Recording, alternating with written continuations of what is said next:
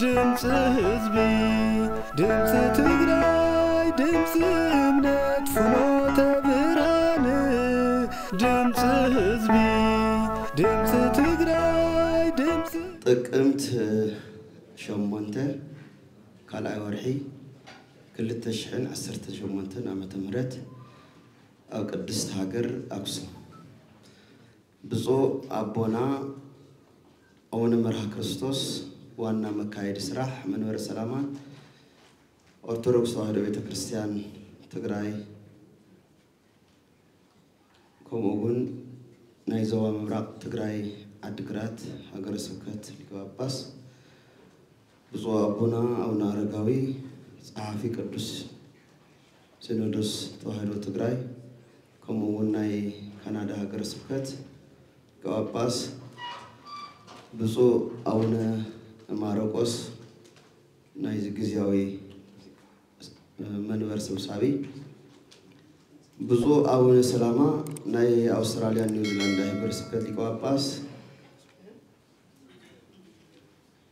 ከምኡውን ናይ ኦርቶዶክስ ትግራይ ተዋሕዶ ቤተክርስቲያን ሐዋርያዊ ስብከተ ወንጌል ናይ በላይ ኃላፊ ብፁዓን አበው ሊቃነ ጳጳሳት ክቡር መልአከ ምህረት ሐጎስ ምክትል ስራሕ መካሄድ መንበረ ሰላማ ፈጻምት ስራሕ መንበረ ሰላማ ኩላትኩም ናይ ቅዱስ ፍሬምናጦስ አባ ሰላማ ከሳቴ ብርሃን መንፈሳዊ ኮሌጅ ዋና ዲን ልኡካንን ንናይ ኩሉ አህጉረ ስብከት ፈጻምት ስራሕን ተወከልትን በጠቅላላ ሙሉ አብዚ ጉባኤ ዘለኹም ተሳተፍቲ ሁሉ አቀድመ ብሽመይን ብሽም አውስትራሊያ ኒውዚላንድ አህጉረ ስብከት ማህበረ ካህናትን ማህበረ ምእመናን ሽም መንፈሳዊ ሰላምታይ ከቀርቡ ይፈቱ በመቅጻል ህዝብና ህዝብ ትግራይ ካብት መግለጺ አልቦ ዝኾነ ናይ ጽንሰት ኩናት ወጽዩ بخفيل أير سلام كتنفس بمخالون منبرنا منبر سلامة نبت أنت منبرو بمملاسو استسمعنا حجوس ناقلتنا زغط اللي خلتشحن عسرت شمونتنا متمرت دما ملء سلام صفنا له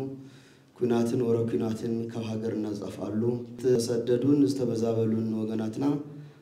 ناو عدوا من مربتهم من زملسلو حويت زبنا زرقاق زلو عرق سلام زوردلو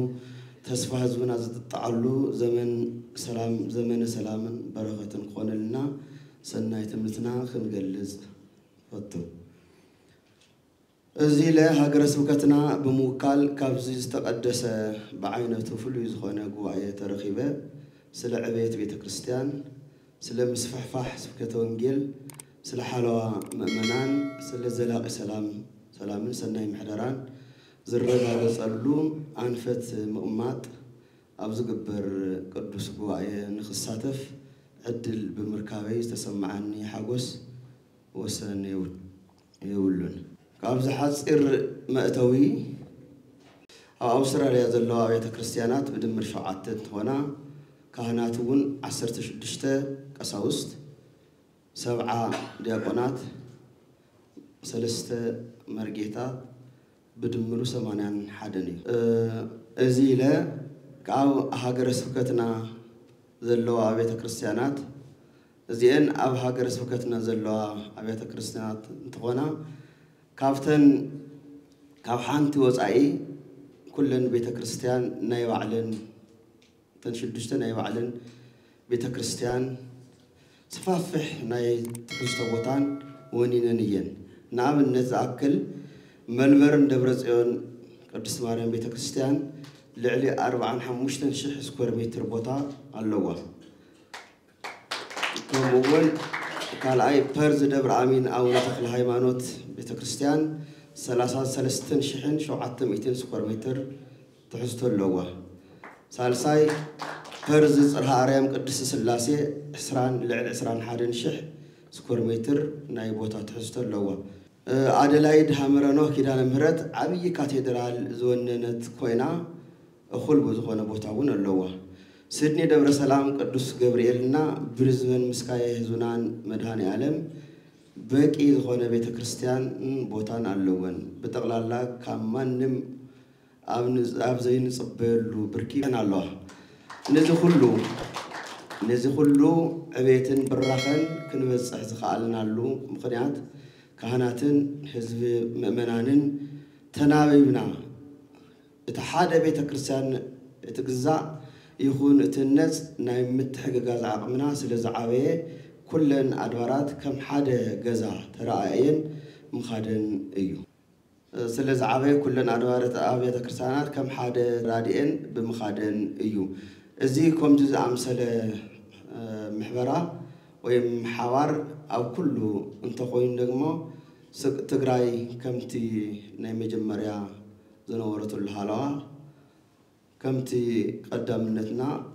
زين ملسلون زي تعاقربون زي تعبيلون مخنيات من يلن مالتيو أزيله نمنور سلامة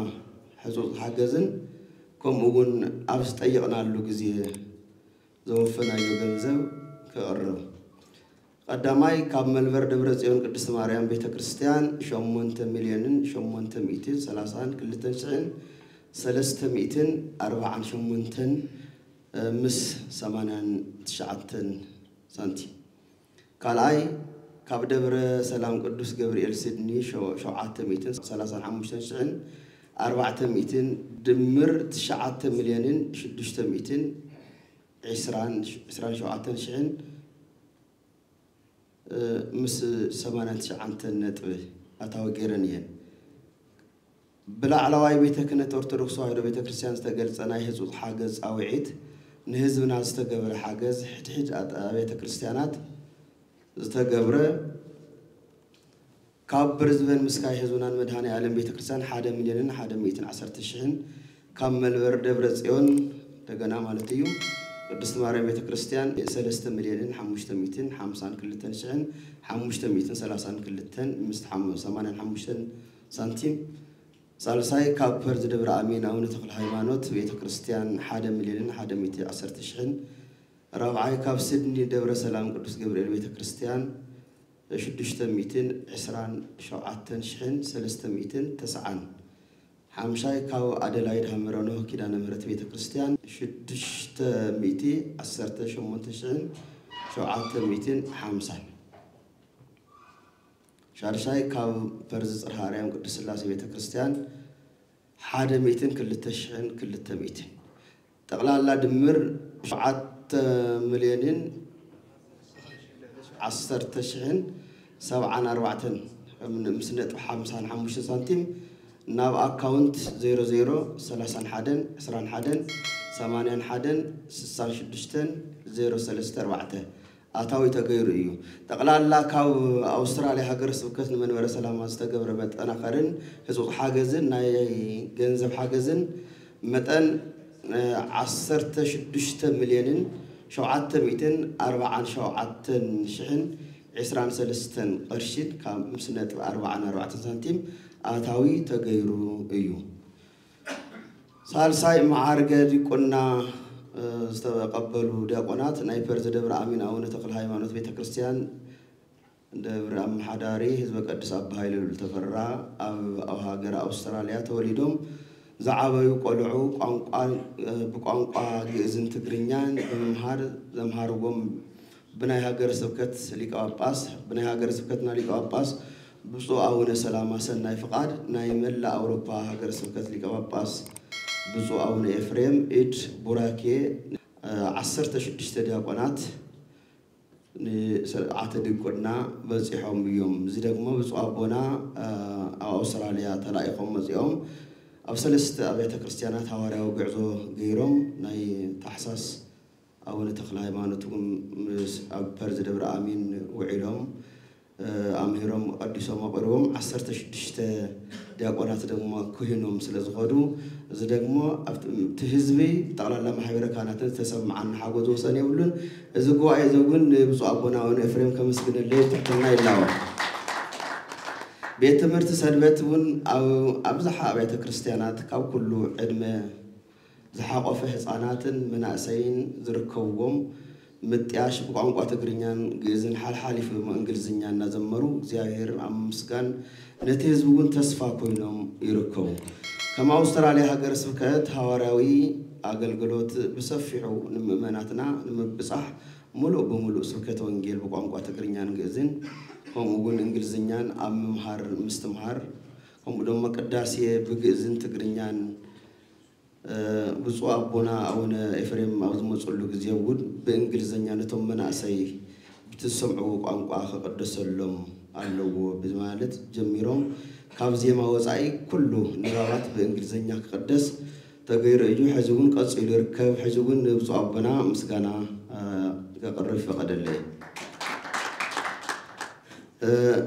فرد ترى أريام سيدني قدوس جبريل دبر سلام قدوس جبريل بيت كريستيان أو كربا جزية هنزع بيت كريستيانون خمرب أو مدلاو نركب فرد ترى أريام قدوس سلاس بيت كريستيانون دحر بزح ناي تجراين دحر بزح ناي فرد بيت كركر مننتو وانتو ناب تجراي أرثوذكس واحد بيت كريستيان زخانة نزيد ما نتي دبر أم حداري ملاك جنة قشم حارين ناي دبر سبك أقوائين مسجانا كتقروا لي إدلي أوزي الشيخ قال صدلي برز دبر دب مسكا مصرحارهم قدس اللاسي أو كلاتنا إثيوبياويان أي نيرو مجرشة عرفت شكر بسمسة تنتقارو وناو ندحريت ناي منفنفان ونيتات سلز مسأة تنقشي تنكرر تقرأي بمخانم تخرخيرهم سرعان حدا شح سكور متر حازب وطاي عبي قدامي بزحوز أوردي حالفو لعل كل التشح دبدابي تصحيفهم يوم كأمريكا كإثيوبيا حد أبيات كريستيانات حاجز مالتي تجارو يوصل زمان لزنا إثيوبيا بيت كريستيان يزبل لعل كل التشح دبدابي تصحيفه يو نقدر جن أو دقة تخكلني حقي يسرحيو أفتخكلني مدرخ نتلقى على ما خان ترقي تنز طريقة حق تختيل كاتختوين كا كم زنا هايمانوت بدوغما بالليسيت كم زي وصل حق يزرت مالتي تقشي أكايد أو صبغ سلزنورة عندنا دقما عفتي خمس قبط اللون قانقانا تقرينيان أمحارنيان يتوحيلو سلزنورة ስለዚህ በመሐረኛ ዝግልጎል ምእመናን እንታልዮም በትግርኛ ዝግልጎል ምእመናን ዘይግልጎል ምክንያት እንታዩ ዝብል አቋም ወይም ደግሞ ፍርድ ፍርድ ቤት ስለስተዋሃበ حزت بيت كريستيان ناف تግራይ ኦርቶዶክስ ተዋህዶ ቤተ ክርስቲያን ኮይኑሎ ማለት እዩ ኩሎም አወዝነወሩ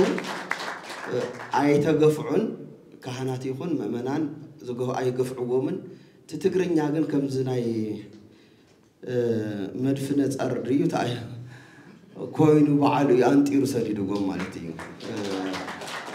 مفتسر كوينو مالتين ده منم مستقف على قرنا أفزي من ورا سلامة نتم بيخون بعد على يتزلو كيدي نخفلتون مبرة تعبون مهاوي اللي يمو مالتيو برزبان مسكاي هزونان مدهاني عالم بيت كريستيان أو عالم نالبات ليك أبو أيام زلوا مجمّري عنا ناي تقرأ أرثوذكس توحيد بيت كريستيان إننا حق زي صدقنا ناي مجمّري عنا إحنا عنا مالتي أو أستراليا أي تبقى يوزنورو بإثيوبيا يوزنيرو مالتي بإثيوبيا خويلو جن بقام قات تقرينيا مقلقالي نيرو ناي برزبان مدهاني علم جن كم مجمّري جمّرو تقرأ أرثوذكس يتوقفيتو زبون عبي برخفيت كم زكالس مرعيا خويلو يمالتيو እና እነዚህ ብዙሕ ጻዕር እንደኻምን ብናይ ደብረ አምሐዳሪ ሊቀ ስልጣናት አባ ሳህለ ማርያም ሃይሉ ውሕልል አመራርሓን ብናይ ደብረ ሰበካ ጓየን ማሕበረ ዲያቆናትን ምእመናንን ቤት ትምህርት ሰንበትን መናእሰይን ብምሕባር ብዝገበርዎ ዓብዪ ናይ ገንዘብ አስተዋጽኦ ናይ በዓሉ ህንፃ ቤተ ክርስቲያን ዝተዓደገ ኣብ ቀረባ ግዜ ብናይ ብፁዕ አቡነ ሰላማ ናይ ሃገረ ስብከትና ሊቀ ጳጳስ ሰናይ ፈቃድ بزو أون إفريم نايمل أوروبا ليك أباس كومودو كومودو بزو أون شنودا أبدك ذركوانا إرترا أرثوذكس بيت كريستيانات ሊቀ ጳጳስ ክልቲኦም ኮይኖም ቅዳሴ ቤቱ ተባሪቦ አገልግሎት አምቃዕ ተኻኢሉ እዩ ማለት እዩ ካብዚ ቀፂለ በሀገረ ስብከት ስም ኣብቲ ስራሕ ዘሎን كم سرح زلون حصر أبيلك أقرب قدماي برز دبر عامين أو نتقل هايمانوت قصر جبي أبرز تقل هايمانوت قصر جبي ذي سرح نا عبيتين مؤمنين من أسين إنساناتن متشو زخانة أو حزنون حاجوسون قلقالو الذهن كله خلق يبزخانة الدراش كاو سيتي أوف غوزنيلز كونسل فقاد نمركاو أمود داتا درجة بزحو انتركاو كمودما كافس حموش تميتي سبب زحز هنس أبيت كريستيان كأننا أبيت كريستيان بزفقدو مسارات كمتي نداليون نمنيون قرطن بلانن كوينو ناي أستراليا ناي هنس درجة بزفقدو نخسرح فقاد كاف سيتي أوف غوزنيلز كونسل أمززام جاه بزحو زلو كوينو بزي مسارات نزي مسرح زوعيل كابليا ور government ويما هيبراوي قدام منشتر 1 مليون ناي أستراليا دولار قال نخونا قال تعطيل ناي تكارتا موزع يصبر له مال تجنزب سلزي إذا جنزب بوازع فزازع كملت أنا كم زي ولو بمأمان تعدراش بقطف تصريحون عقل قلتهم كبكع كابل عل من ربراب نركب كوينو بتوسخي أو لعل من ربراب نركب كوينو بتوسخي كابسيتي أوف غوزنيلز 300 شح أستراليا دولار بحاجة زرخيبنا هنا بتوسخي أبرز كتما مقالة دبرة جنة مدهاني عالم قدام زركبنا أمنت تمرتفيت لعلي كل 8 مليون زود الدراش ناي أمنت تمرتفيت الدراش أفتو بوتا لعشو عتبيتن 3 كل تتمهارو كم زلوا بأكل الرجاجنا سلزي زي بهاجر سمكتنا بزركب بدبر عامين أو نتقل هايمانوت بيت كريستيان محيورة مؤمنان محيورة كهنات الشم استسرحة بزو أون إساياس انقفاو كمون بزو أون يوحنس ناي هاجر سمكتو ناي هاجر سمكت ليك أباس ليك ما إنه هاجر سمكت صراحة مكايدي ملاك برهانات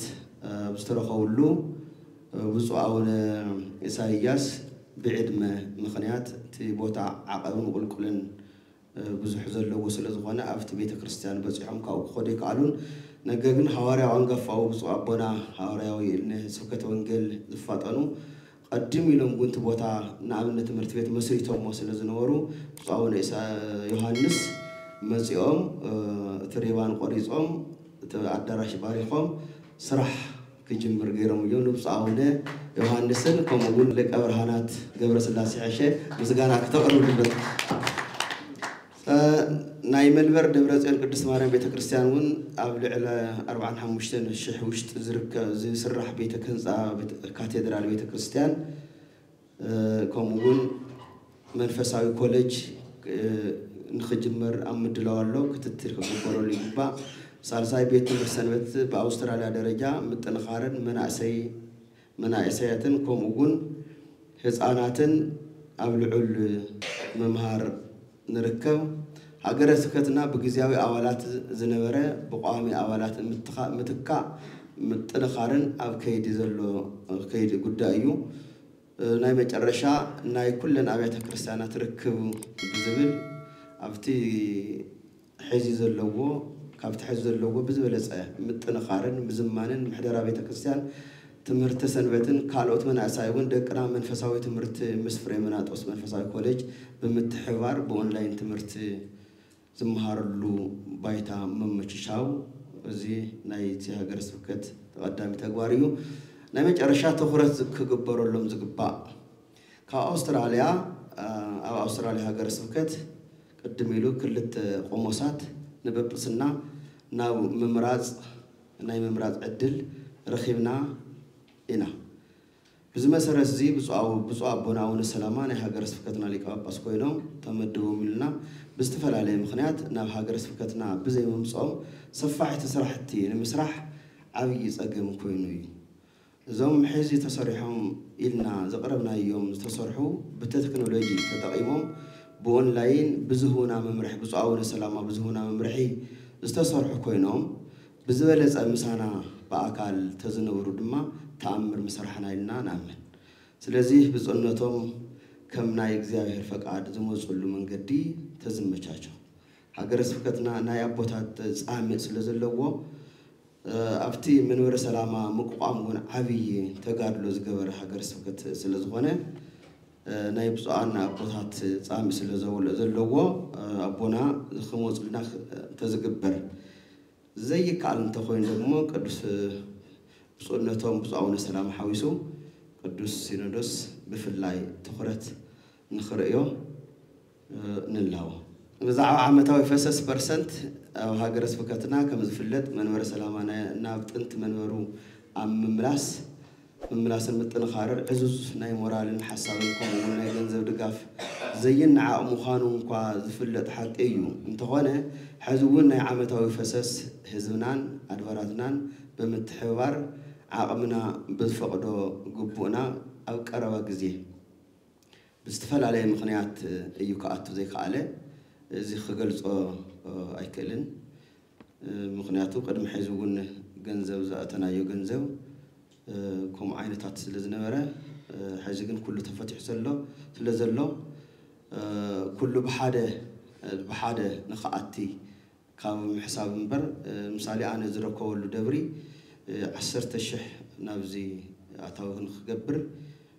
ذاك وسيني إيمانتي جن بحوار نخناتو سلة حسنا أيوة صالح حنبات أمن قد تبغى تعرف أيوة أستراليا مالتنا يمشي حدث الزغانة تجنزون كسيل إذا ما مالتي ممكن دلوقتينا مالتي غني الليل بزو ربنا أونا مرها كريستوس والناس رح مكادي بيت صحفة منور سلامان لكباباس عدقرات هكر سبكتن بزو ربنا أونا أرقاوي والناس حفي كدوس سينودوسن لكباباس كندا هكر سبكتن بزو ربنا أونا ماركوس لكباباس سمين أمريكان جزياوي سبسابي قبائي كدوس سينودوسن بزو أنا أبو لكان باباسات كوران سرح مكايتي بصحفة منور سلامة كوران ناي أهجر سكت سرح مكايتي كوران ناي منفساوي كولج لعلوة مرارحان توكلتن كورات عدمات أجايشن كورات نايزي عبي قبائي تساتفتي نقع نمبل رابع عمد حفشاوي سبكا منفساوي قبائي بسلام أبصحنا النابلنا ريبورتنا كم تسعون نقرب هاجر سبكت كندا شومنت أبيات كريستيانات زكاتتت انتخون هاجر سبكتنا ببزو أبونا ماركوس لكباباس من أمريكا سرحتنياتات هاجر سبكت كوزوا قرلو وان جميرو مسفحفح سبكت ونجيل أم درجاون متنخارن بيت مرتسنوت أو أفلوتون سرصتن بيت صحفة منور سلامة حادنت محبر كهناتن محبر مؤمنانن أم متنخار هسانات سجنات مناسين سرعاتن كأنونان تاريخن قدس بيت كريستيان أرثوذكس توحيد بيت كريستيان تجراي كفلتون كعكون أم مقبار سرحتي سريحايا هاوراوي تلوخو زملكة دماء بصو أبونا ماركوس كابسمين أمريكا ناب كندا نات ملالسو نهزب كريستيان منفساوي أقلقلوتن سبكة ونجيلن بقوانقوا تقرنيان إنجليزيان هيوميو أبز حزي وان دما هاجر سبكتنا ببصو أبونا أرقاوي والناس حفي قدوس سينودوسن لكباباس كندا هاجر سبكتن مريحنت سرحتنياتات هاجر سبكت أم التعرراي التركب كوا انتخونا تلميع إسراع عصرت شمنت أم تمرات بمحنسات أبكي دي سراح تركب أتاوي زملكت أو شمنتين أبيات كريستيانات كندا زركب حزب كريستيان كسكسا بمقبار أب كربا أوان إن لأخ مخوانا بأخبروت نقلس ملاك برهانات أبا ماركوس سرح مكايدي هاجر سبكت تورنتو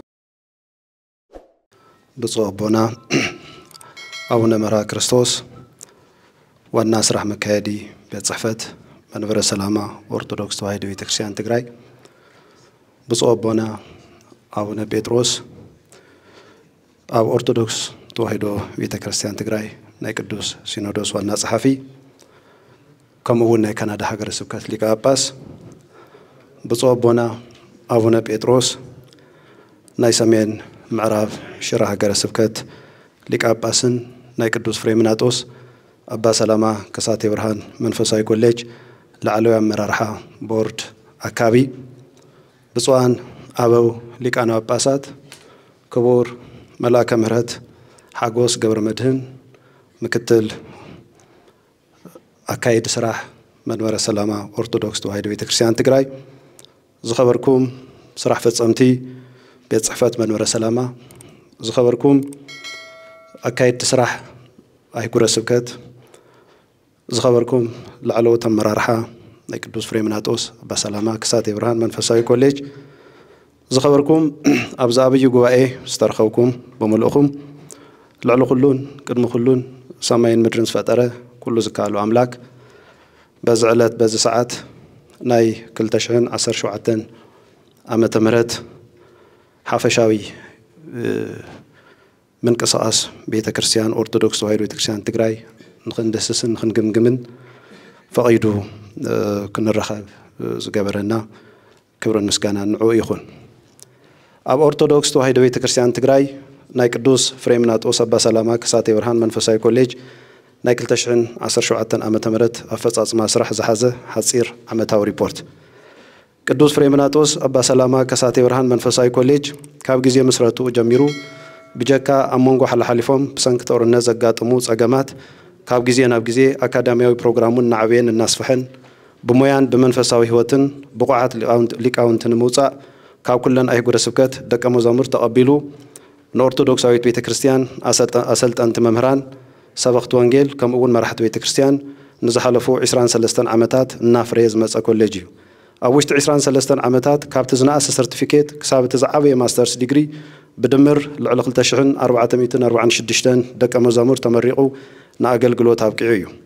ቅዱስ ፍሬምናጦስ መንፈሳዊ ኮሌጅ ብውፁእ ኣቦና ኣቡነ ዮሃንስ ቀዳማዊ ዝተቐመጠ ናይ ነዊሕ ዘመን ራእይ እውን ንምግባር ተመሳሳሊ ራእይ ብዘለዎም ብውፁእ ኣቦና ኣቡነ ዮሃንስ ሳልሳይ እናተመርሐ ሓዱሽ መምርሒ ትልሚ ከምኡውን ናይ ትግበራ ስልቲ ብምውፃእ እቲ ዝጸንሐ ብትውልዲ ቅብብል ናበና ዝበፅሐ ኣስተምህሮ ቤተ ክርስቲያን ብጭቡጥ ምስ ዘመናዊ ትምህርቲ ተዋሂዱ ሕፅረት በጀትን ዘመን ወለድ ፈተናን ከዓገቶ ብግዜ የለን መንፈስ እናተንቀሳቐሰ ናብ ደረጃ ዩኒቨርሲቲ ናይ ምዕባይ ራእዩ ጋህድ ንምግባር ኩለ መዳይ ምንቅስቓስ እናገበረ ይርከብ። ኣብ 2017 በጀት ዓመት ብኣካዳሚክ ይኹን ብምምሕዳር ዝተሰርሑ ስራሕቲ ነዚ ዝስዑ ይመስል። ኣካዳሚያዊ ስራሕቲ ዝምልከት ከይዲ ምምሃር ምስትምሃር ቅዱስ ፍሬምናጦስ ኣባ ሰላማ ከሳቴ ብርሃን መንፈሳዊ ኮሌጅ ብ2016 ዓመተ ምህረት ብመሰረት ዘጽደቆ ሓድሽን ዝተመሓየሸን ሕገ ደንቢ ከም ዕላማ ኣብ ምምሃር ምስትምሃር ኣብ መጽናዕትን ምርምርን ከምኡውን ኣብ ማሕበረሰብ ግልጋሎት ማእኸል ዝገበረ 3 ተልእኾታት ተሓንጊጡ ዝንቀሳቐስ ዘሎ ኮሌጅ እዩ። ኣብዚ ሰዓት ኣብ 3 ተልእኾታት ኣፈጻጽማ ከይዲ ስራሕ መሰረት ሒዙ ይርከብ። ቅዱስ ፍሬምናጦስ ኣባ ሰላማ ከሳቴ ብርሃን መንፈሳዊ ኮሌጅ ኣብ ሕሉፍ በጀት ዓመት ግዜ ዝጠልቦም ዝተፈላለዩ ትምህርታዊ መርሃ ግብርታት ብምትእትታው ናይ ተበጻሕነት ኣድማሱ እናስፈሐ ይርከብ። ብቐትሪ ይኹን ብምሸት ብርሕቐት ይኹን ብተመላላሽ ምናልባት ኣብዚ ዓመት ንፈለማ ግዜ ዝተኣታተወ ናይ ቀዳመ ሰንበት ትምህርቲ ዝጅመረሉ ዕድል ብምፍጣር ብሰለስተ መንገዲ ማለት ብቴዎሎጂ ብኣብነት ከምኡውን ብቋንቋ ግዕዝ ነቶም ጀመርቲ መሰረታዊ ናይ ቤተ ክርስቲያን ሞያ ሒዞም ዝወፅሉ ኩነታት እናፈጠረ ነቶም ሰብ ሞያ ድማ ብቕዓት ሞይኦም ዘዕብይሉ ተወሳኺ ትምህርቲ እናሃበ ይርከብ። ኣብ ሕሉፍ በጀት ዓመት ኮሌጅና ብማስተርስ 15 ብስሩዕ ዲግሪን ዲፕሎማን 84 ብምሸታዊ ዲግሪን ዲፕሎማን 360 ብርሕቐት ዲግሪን ዲፕሎማን 491 ብግዕዝ ሰርቲፊኬት 53 ብቐዳመ ሰንበት ንናይ መቐለን ከባቢኣን ኣመራርሓ ሰንበት ተምሃሮ 65 ብድምር 1068 ደቀ መዛሙርት ሒዙ ዝርከብ እንትኸውን ካብዚኣቶም እቶም 272 ደቀ መዛሙርት ዝሓለፈ ሰነ 28/2017 ዓመተ ምህረት ብፁዓን ኣበው ሊቃነ ጳጳሳትን ካልኦት ዕዱማት ኣጋይሽ ኣብ ዝተረኸብሉ ኣመሪቑ ንምደባ ንመንበረ ሰላማ ረኪቡ እዩ። እዙይ ምስ ሕሉፍ በጀት ዓመት ዘመነ ትምህርቲ 2016 ዓመተ ምህረት እንትነጻጸር ናይ ቅበል ዓቕምና ካብ ግዜ ናብ ግዜ ንዓበየ ዝኸደሉ ኩነታት ከም ዘሎ እዩ ዘርኢ። ኣብ ከይዲ ምምሃር ምስትምሃር ዝነበረ ምስ ፅሬት ትምህርቲ ዝተኣሳሰር ዘላፍ حلاف زلافون انتخونه كولجنا بزوسدو استفلالي ناي مفتح سقمتي زحشه كيد ممهر مستمهر نخفطر عبي صعري تغيرو سلطنا زملكت اب كلتشن 17 عامه مرات بسلسته منغدي استفلالي سلطناتات توهيوم يم اتحدا عقم لمدن ممهران زعبي كاب يونيفرسيتي بزمصو سمويا نممهران استوهابه عقم معبي سلطنان تخون اتخالاي دما اب اغلغلوت نزركو نكاينات ننبار مروقان نغر ملكوت نسنبت تمهارو بممهران نابيلو زتوهابه ناوارح زصنحت مرتاو سلطنا ايو اتسالساي دما بتكال اماغودين بيرو طعنا تግራይ نبيلو مسحويه سنه لبونا سنه ايمروز تاساسر ندق مزامرتنا استوهابه سلطنا ايو مصنعتاوي صحف زملكت ቅዱስ ፍሬምናጦስ መንፈሳዊ ኮሌጅ ትምህርታዊ ትካል ከመዃኑ መጠን ጽንዓትን ምርምርን ብዓብዩ ዝስርሐሉ ሓደ ዘርፍ ልኡኽቶ እዩ ስለዝኾነ ድማ ኣብ ውሽጢ ኮሌጅ ዝቐርብን ከምኡውን ካብ ኮሌጅ ወፃኢ ዝቐርብ ዝተፈላለዩ መጽናዕታዊ ጽሑፋት እናካየደ መጽኡ እዩ እዚ ማለት ኣብ ናይ ኮሌጅ ኣዳራሽ ንተምሃሮና ዝቐረቡን ከምኡውን ብመምህራን ኣቢሉ ኣብ ዝተፈላለዩ ኣጥቢያ ቤተ ክርስቲያናት ንካህናትን ተምሃሮ ሰንበትን ዝቐረቡ ማለት እዩ እዞም መጽናዕታዊ ጽሑፋት በተሓደ ገጽ እዋናዊ ጸገም ቤተ ክርስቲያን ዝዳሃሰሱ በተኻሊ ገጽ ድማ ዶግማ ቀኖና ከምኡውን ስርዓት ቤተ ክርስቲያን ዘጉልሁ በመንዋሮም ኣብ ዝተኻየደሎ መድረኻት ኩሉ ኣብ መምህራንና ይኹን ኣብ ደቀ መዛሙርትና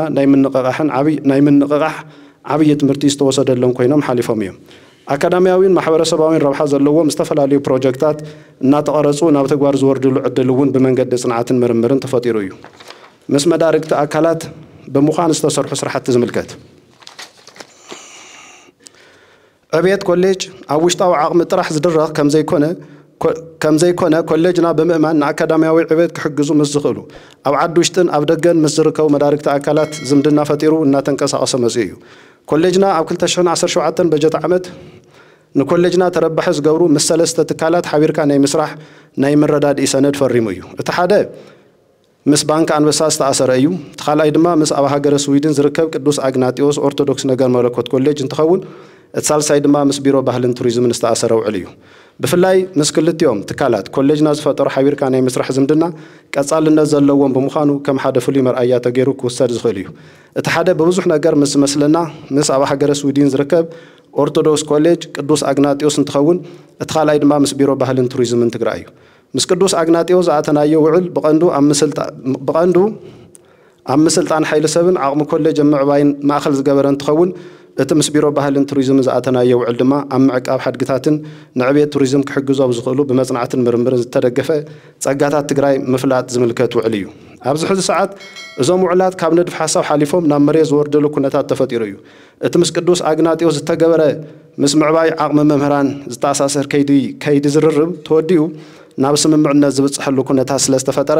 ኣብዚ ሕዚ ሰዓት ክልተ መምህራን ንዶክትሬት 5 መምህራን ድማ ንማስተርስ ብድምር ን7 መምህራን ነፃ ናይ ትምህርቲ ዕድል ዝተረኸበ ምዃኑ በዘጋጣሚ ከብስር ፈቱ ምናልባት ምስ ምርካብ ነፃ ዕድል ትምህርቲ ተኣሳሲሩ እዚ ጉባኤ ከም ኮሌጅ ከመስግነልና እንደልዮም ሓደ ዓብይ ወላድ ኣለው ብጸቦና ኣቡነ ኤፍሬም እዮም ቅዱስ አግናጢዮስ መንፈሳዊ ኮሌጅ ኣብ ሃገረ ስዊድን ይዝርከብ ንሕና ፍሉጥ ይብልናን ብዛዕባ ኮሌጅ እሱ ኮሌጅ እውን ብዛዕባ ናፍሉጥ ይብሉን ከም ድልድይ ኮይኖም ተበግሶ ወሲዶም ሓይሊ ሰብናን ዓቕሚ ትካልናን ከዕብዩ ኣብ ዝኽእሉ ዓበይቲ ስራሕቲ እቲ ኮሌጅ ኣብ ሃገረ ስዊድን ዝርከብ ኮሌጅ ንኽሰርሕ ኣለዓዒሎም ናብ 6 ወርሒ 8 ወርሒ ዝወሰደ ዘተካይዶም በቃል ካብ ምዝራብ ሓሊፎም በአካል ነቶም መራርሓ ናይ ቅዱስ አግናጢዮስ ናብ መቐለ ሒዞም መጽኦም ምስ ብጸቦና ምስ አቡነ ዮሐንስ ከራኸቡ ምስ ኮሌጅና ከዛተይ ብምግባር ኣቀዲምና ናብ እቲ ዘተና ናብ መረዳድኢ ሰነድ ክሸጋገር ሕዝቡን ወርቀት ኮይኑ ከይተርፍ እቲ ቃል ዝተኣተወልና ሓይሊ ሰብና ምስልጣን ዝምልከት ናብ ተግባር ክወርድ ኣብ ዘለዎ ስራሕ እውን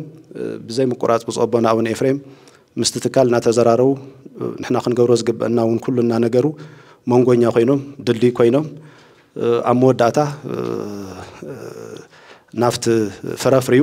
7 መምህራንና ነፃ ናይ ትምህርቲ ዕድል ካብ ስዊድን ናብ ዝረኽብሉ ዕድል ተሸጋጊሩ ኣብዚ ሕዚ ሰዓት ኣብ ዝሓለፈ ጥቅምቲ 2 ሙሉእ ብምሉእ እቲ ናይ ኦንላይን ትምህርቶም ተመዝጊቦም ወዲኦም ሙሉእ ብምሉእ እቲ ናይ ኦንላይን ትምህርቶም ጀሚሮም እዮም ዝርከቡ በዘጋጣሚ እዚ እዚ ጉባኤ እዚ ንብጸቦና አቡነ ኤፍሬም ብሽም ኮሌጅ ከመስግነልና ፈቱ እዞም ዘርዘርና ዮም ሓፈሻዊ ኣካዳሚያዊ ምንቅስቃስ ከም ኮሌጅ ርእይ ለውጢ ዝተመዝገበሎም ሓደ ምዕራፍ ንቅድሚት ክንስጉም ዝገበሩና ዓበይቲ ኣካዳሚያዊ ፍጻመታት እዮም ምምሕዳራዊ ስራሕቲ ዝምልከት ኣብዚ ሕዚ ሰዓት ኮሌጅና እቲ ዝድለ ፋይናንሳዊ ዓቕሚ ብጭቡጥ ኣየሃልዎ እምበር ዝተፈላለዩ ዘዴታት ብምጥቃም ዓበይቲ ልምዓታዊ ስራሕቲ እናሰርሐ መፅኡ እዩ ኮሌጅና እታ ዝርከባ ካብ መንበረ ሰላማ ዝተመደበ በጀት ሒዙ ኣብ ልዕሊ እዚ ድማ በቲ ሓደ ገጽ ባንኪ ከም ሓደ መማረፂ ብምጥቃም በቲ ካልእ ገጽ ድማ ኣብ ኪራይ ዝሕሰብ ሰብ ሃፍቲ ብናይ ባዕሎም ገንዘብ ከልምዑን ቅድመ ክፍሊት ክፍጽሙ ብምግባር ከምኡውን ካልኦት ዝተፈላለዩ ፕሮጀክትታት ብምቕራጽ እስካብ ሕዚ ዝተፈላለዩ ልምዓታዊ ስራሕቲ ኮሌጅና እናሰርሐ መፅኡ እዩ ከም ምምሕዳር ኣብ መፈለምታ በጀት ዓመት ተታሒዙ ዝነበረ ትልሚ በቲ ሽዑ ግዜ ዝነበረ ዓቕሚ ፋይናንስ መሰረት ዝገበረ ብምንባሩ ብቐንዱ እቲ ትልሚ ኣብ ሕድሳት ኣብ ጽገና ኣብ ምምላእ ማተርያል ምናልባት ብመጠኑ ዓቕሚ ዝርከበሉ ዕድል እንተተፈጢሩ ድማ ኣብ ማእኸልዎት ልምዓታዊ ስራሕቲ ክንነጥፍ ዝብል እዩ ነይሩ ከይኑ ግና በቶም መብላዕሊ ዝተጠቐሱ ምንጭቶት ብምጥቃም ብዝተወሰነ መልክዑ ዓቕሚ ኮሌጅ ዝዓብየሉ ከይዲ ብምፍጣሩ ኣፈጻጽማ ምምሕዳር ልዕሊ ትልሚ ክኸውን ክኢሉ እዩ ኣብ ዘርፊ ምምሕዳር ዝተሰርሑ ስራሕቲ ብድምር እንትግለጹ ኩለ መዳይ ኢልካ ክወሰዱ ዝኽእሉ እዮም እቲ ስሩዕን ልሙድን ግልጋሎት ከም ዘሎ ኮይኑ ብርክት ዝበሉ ኣስተዳደራዊ ማሕበራውን ልምዓታዊ ስራሕቲ ብሰፊሑ ዝተሰርሐሉ ዓመት እዩ ነይሩ ብፍላይ እቶም ልምዓታዊ ምንቅስቓሳት ሰለስቲኡ ደረጃ ልምዓት ዝሓቆፉ እዮም ገሊኦም ደቀቕትን ኣናእሽተይን ኢልካ ዝውሰዱ እዮም ገሊኦም ድማ ማእኸሎት ተባሂሎም ዝግለጹ እዮም እቶም ዝተረፉ ድማ ዕድጊት መኪና ሓዊሱ ዓበይቲ ልምዓታዊ ስራሕቲ እዮም ኣፈጻጽማ ስራሕ ምስ ተቐድም ኢሉ ን2017 ዓመተ ምህረት ተታሒዙ ዝነበረ ትልሚ እንትነጻጸር ልዕሊ 100% ተፈጻሚ ክኸውን ክኢሉ እዩ ኣገልግሎት ብፁዕ ኣቦና ዝምልከት ብፁዕ ኣቦና ኣቡነ ዮሃንስ ሳልሳይ ሊቀ ጳጳስ ዘቅዱስ ፍሬምናጦስ ኣባ ሰላማ ከሳቴ ብርሃን መንፈሳዊ ኮሌጅ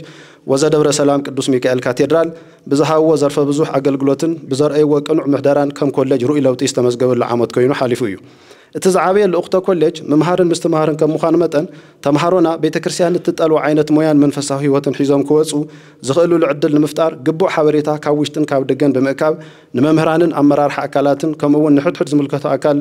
ንዘመኑ ዝምጥን ኣገልግሎት ዝህብሉ ዕድል ንምፍጣር ዓርሶም ከዳልዉ ከም ዘለዎም ጥንክር ዝበለ መምርሒ ብምሃብ ሓድሽ ናይ ስራሕ ኣንፈት ዝተሓዘሉ ኩነታት ፈጢሮም እዮም ብፍላይ መምህራን ኣብ ገለገለ ዘርፊ ዘለዎም ናይ ዓቕምን ልምድን ውሱንነት ብተጋበዝቲ ሰብ ሞያ ተኸታታሊ ስልጠና ዝወስድሉ ዕድል ንኽፍጠርን ንግዜ ዝምጥኑ ኮይኖም ንኽርከቡን መምርሒ እናሃቡ መፅኦም እዮም ተግባራዊ ኮይኑ ድማ ሓሊፉ እዩ ዓቕሚ ደቀ መዛሙርት ኣብ ምዕባይ መምህራን ብስሩዕ ዝህብዎ ትምህርቲ እኽል ብዘይምዃኑ ኣብ ትርፊ ሰዓቶም ተወሳኺ ትምህርቲ ንደቀ መዛሙርቲ ኣብ ምሃብ ክሳተፉ ከም ዘለዎም ዝሃብዎ ፍሉይ መምርሒ ኣብዚ ሕዚ ሰዓት ጭቡጥ ለውጢ እናምፅአ ይርከብ ንኣካዳሚክ ይኹን ንኣስተዳደር ዝምልከቱ ቅድም ኢሎም ናይ ሕጊ ድጋፍ ዘይነበሮም ዘርፊ ስራሕቲ እንተኾነ ብዝምልከቶም ኣካላት ንኽዳለወሎም መምርሒ ብምሃብ ዓርሱ ዝኸኣለ ደንቢ ክረቀሎም ገይሮም እዮም ሕድሕድ ሰራሕተኛ ዝተዋህቦ ሓላፊነት መሓውሮ ሓልዩ ብዘይ ምንም ናይ ካልእ ሰብ ኢድ ኣታዊነት ብነፃነት ምስ ዝምልከቶ ኣካል እናተናበበ ስርሑ ዝሰርሐሉ ምችው ሃዋህው ፈጢሮም እዮም ንኩሉ ሰራሕተኛ ብማዕረ ዓይኒ ብምርኣይ ፍትሕን ርትዕን ማእከል ዝገበረ ሰናይ ምምሕዳር ንክሰፍን ኣብ ከይዲ ስራሕ ንዘጋጥም ዝኾነ ዓይነት ፀገም ብፍሉይ ጥበብን ብልሓትን ንነገራት ብምሓዝ ፀገም ዝእለየሉ መንገዲ እናፈጠሩ መፅኦም እዮም ሰራሕተኛ ብፍቕሪ ኣስማሚዕኻ ኣብ ምኻድ እውን እንተኾነ ፍሉይ ጠመተን ንሃውሉ ብምምፅኦም ሓድነት ኮሌጅ ተሓልዩ ንክኸይድ ገይሮም እዮም ኣብ ምድብ ስርሖም ኣብ ቢሮኦም መዓልታዊ ብምርካብ ንኩሉ ተገልጋላይ በሮም ክፍቲ ብምግባር ንተገልገልቲ ዕግበት ዝፈጥር ኣመራርሓ ዘርጊሖም እዮም ከም ሊቀ ጳጳስ ኮሌጅ ስራሕቲ ብቐረባ ክትትልን ቁፅፅርን ብምግባር ውሳነ ዘድልዮም ስራሕቲ ብዘጣይሽዎ ሰሙናዊ ማኔጅመንት ጉባኤ ተራእዮም ኣብ ሰዓቶም ውሳነ ክረኽቡ ብምግባር ከምኡውን ኣፈጻጽሞኦም ብምግምጋም ስልጡን ከይዲ ስራሕ ዝፍጠረሉ ዕድል ኣመቻችዮም እዮም ኣብዚ ሕዚ ሰዓት ኮሌጅና ካብ ዝምልከቶ ኣካል እኹል በጀት ይረክብ ብዘይምህላው ኮሌጅና ናይ ህልውና ሓደጋ ንኸየጋጥሞ ሃፍተገነት ኮሌጅ ክለምዕን እቶት ኮሌጅ ክድንፍዕን መዓልታዊ መምርሒ ብምሃብ ልምዓታዊ ምንቅስቓስ ብትልሚ እናተመርሐ ናብ ተግባር ዝወርደሉ ኩነታት ፈጢሮም እዮም በብርዑ ዓመት ብክልቲኦም ዘርፊ ብኣካዳሚክን ብምምሕዳርን ዝተሰርሑ ስራሕቲ ጸብጻብ ኣብ ሰዓቱ እናተዳለዉ ክቐርብን ክስነድን እውን ብዕቱ መምርሒ እናሃቡ መፅኦም እዮም ብተወሳኺ ኮሌጅና ብክፍሊ መጽናዕትን ምርምርን እናተዳለዉ ኣብ ዝቐርብ ጽሑፍ ብፁዕ ኣቦና ተሳታፊ ከም ምዃን ሓሊፎም መምህራን ኣብ ዓውደ ምርምር ተሳትፎም ከዕብዩ ከም ዘለዎም እቶም ጽሑፋት ድማ ተሰብሲቦም ናብ ሕትመት ዝበፅሕሉ ኩነታት ክፍጠር ከም ዘለዎ መምርሒ ኣመሓላሊፎም እዮም ብውልቆም እውን እንተኾነ ንበዓል ልደትን ትንሳኤን ዝምልከት ናይ እንኳ ኣብፅሑኩም መልእኽቲ ዝሓዙ ናብ 500 ኮፒ ዝበፅሑ ናይ ሕትመት ጽሑፋት ብምድላው ንማሕበረሰብ ኮሌጅ ንምእመናንን ንማሕበረ ካህናትን ክዕደል ገይሮም እዮም ብፁዕ ኣቦና ቀንዲ ዕላማ ኮሌጅ ትምህርቲ ምዃኑ ፀቢቖም ስለ ዝርድኡ ነትምህርቲ ፍሉይ ትኹረት ሂቦም እናተንቀሳቐሱ መፅኦም እዮም ነዚ መርኣያ ክኾነና ዝኽእል ድማ ናብ ሕድሕድ መምሃሪ ክፍልታት ብኣካል ብምኻድ ከይዲ ምምሃር ምስትምሃር ብምዕዛብ ንተምሃሮን መምህራንን ዝኸውን ምስ ስነ ምግባርን ሞያን ዝተኣሳሰር መተባብዕ ምኽርን ማዕዳን ብምሃብ ናይ ምንቕቓሕ ስራሕቲ ሰሪሖም እዮም ኣገልግሎት ብጾቦና ኣብ ኮሌጅ ጥራሕ ተሓፂሩ ዝተረፈ ይኮነን ኣብ ኣቤተ ክርስቲያናት ይኹን ዕድመ ብዝተገበረሎም ኣብ ዝተፈላለዩ መድረኻት ብኣካል እናተረኸቡ ዝበዝሐ ድማ ኣብ ዝተፈላለዩ ሚድያታት እናቐረቡ ትምህርቲ ንዘድልዮ ትምህርቲ እናሃቡ ምኽርን ማዕዳን ከምኡ እውን ቡራኬ ንዘድልዮ ድማ ንዕኡ ዝምጥን ኣገልግሎት እናሃቡ መፅኦም እዮም ብፍላይ ሃገራውን ማሕበረሰባውን ፋይዳ ብዘለዎም ኣብ ዙርያ ሕውየትን ሰላምን ዕድመ ብዝተገበረሎም ኩሉ ተረኺቦም ጠቐምትን ሃነፅትን መልእኽትታት ኣመሓላሊፎም እዮም ብሰንኪ ጦርነት ኣካላዊ ፀገም ረኺቦም ኣብ ክትትል ሕክምና ንዝርከቡ ወገናት ብኣካል ናብ ዝርከብሉ ሆስፒታል ብተደጋጋሚ ብምኻድ መጉዳእቶም ንዓዲ ንህዝቢ ከምኡውን ንቤተ ክርስቲያን ዝተኸፈለ ናይ ክብሪ መስዋዕትነት ምዃኑ ብምግላጽ ሓቦን ንሒን ዘስንቕ ትምህርቲ እናሃቡ መፅኦም እዮም ብሰንኪ ጦርነት ጉድኣት ዓይኒ ኣጋጢምዎም ናይ ዓይኒ መነፅር ንዘድልዮም ሰኣን ገንዘብ ኣብ ኩሓ መለስ ኣካዳሚ ኣብ ፀገም ወዲቖም ንዝነብሩ ወገናት ገበርቲ ሰናይ ብምትእልላሽ ን700 ሰባት 700 መነፅር ክዕደል ገይሮም እዮም ብዝተፈላለየ ምኽንያት ኣብ ቤት ህንፀት ንዝርከቡ ተሃነፅቲ ወገናት እውን እንትኾነ ሕዚ እውን ብኣካል ከይዶም ትምህርቲ ካብ ምሃብ ሓሊፎም ብቐፃልነት መጽናዕን ዒቃል ዝረኽብሉ ዕድል ንምፍጣር መምህራን ክምደቡ ገይሮም እዮም እዞም ተኣረምቲ ተስፋ ንኸይቆርፁ ተስፋ ዘለምልሙ መጽሓፍ ቅዱስ ሓዊሱ ካልኦት ዝተፈላለዩ ዓይነት መጽሓፍቲ ብበዝሒ ክበፅሖም ገይሮም እዮም ኣብ ደብረ ሰማይት ቅዱስ ጊዮርጊስ ንዝርከቡ ናይ ኣብነት ተምሃሮ ብሰንኪ ዘጋጠመ ባርሓዊ ኩሉ ነገሮም ንዝሰኣኑ ተምሃሮ 150 መዝሙረ ዳዊት ተዓዲጉ ክወሃቦምን ካልኦት ድማ ሓገዞም ከበርክቱ ብሚድያ ንዓለም ኣመሓላሊፎም እዮም ኣወንታዊ ምላሽ ብምምፅኡ ድማ ተምሃሮ ተሓጊዞም ናብ ትምህርቶም ክምለሱ ዝኽእልሉ ኩነታት ተፈጢሩ እዩ ኮሌጅ ምስ መቐለ ሃገረ ስብከት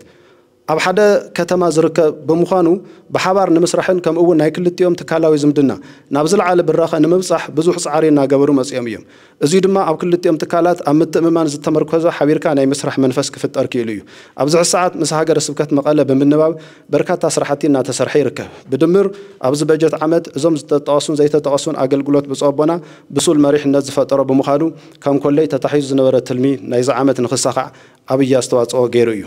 ዘጋጠሙ ፀገማት ከመስተዳደር ምስቲ ዘለናሉ ሃገራዊ ኩነታት ተነፃፂሩ እንትረአ ዓበይቲ ፀገማት ኣጋጢሞምና እዮም ዋላ እኳ እንተዘይበልና ብሰንኪ ሕፅሪ በጀት ዝፍጠሩ ዕንቅፍቅፋት ሕዚ እውን ከም ዘለዉ ከይገለፅካ ምሕላፍ ኣይከኣልን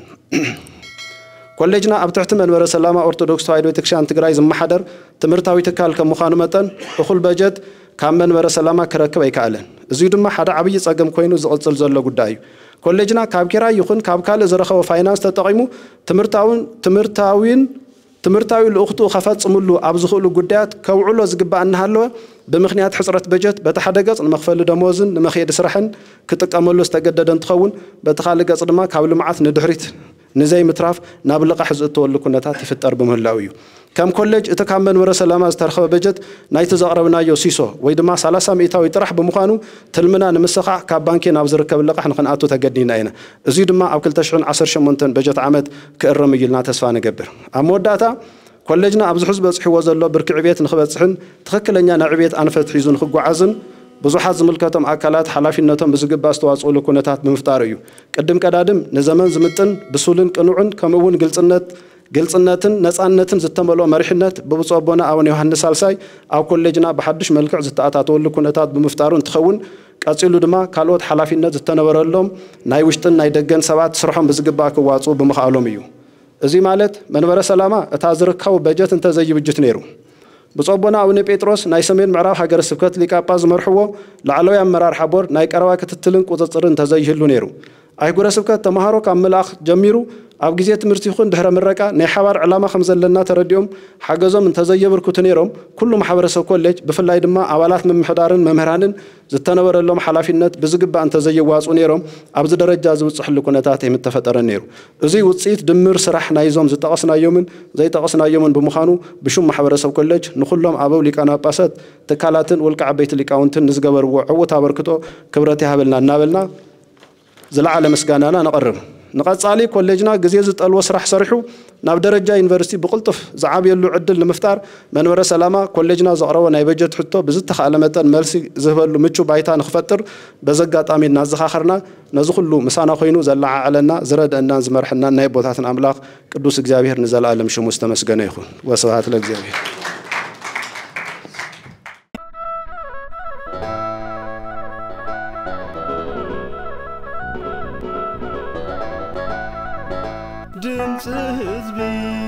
ድምፂ ትግራይ ድምፂ እምነት ፍኖተ ብርሃን